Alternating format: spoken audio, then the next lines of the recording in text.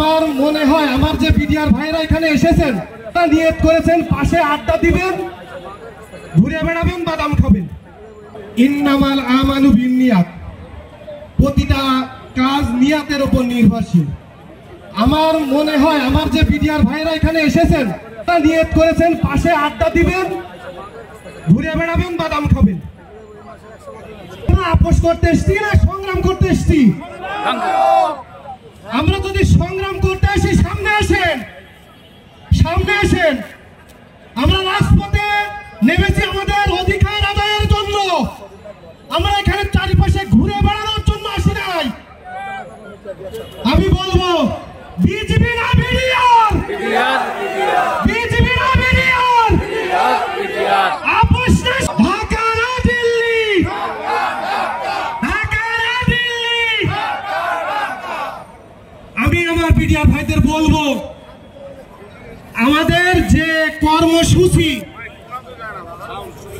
এখানে যে কর্মসূচিতে এসেছি সেই কর্মসূচি পালন যতক্ষণ পর্যন্ত না হবে আমরা ঘরে ফিরবো না। আপনারা কি রাজি আছেন?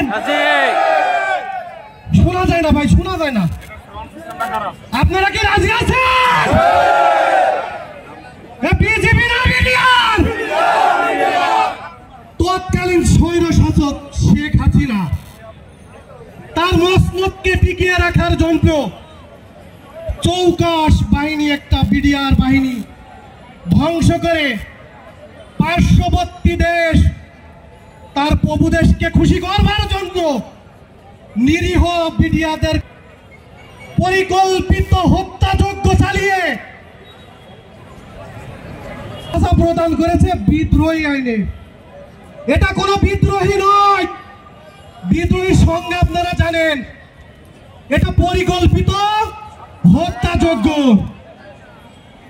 আমরা চাই সুষ্ঠু তদন্তের মাধ্যমে আমাদের সঠিক বিচার করে চাকরিতে পূর্ণবহাল। আপনারা কি রাজি? আমাদের দাবি হওয়া উচিত কি চাকরিতে পূর্ণবহাল।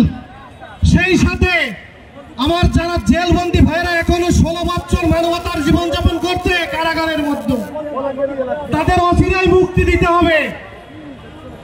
তো আমি আপনাদেরকে বলবো চারিপাশে ঘোরাফেরা না করে ফ্রন্ট সাইডে আসেন, ফ্রন্ট সাইডে এসে আমাদের সংগ্রামকে এগিয়ে নিয়ে যান।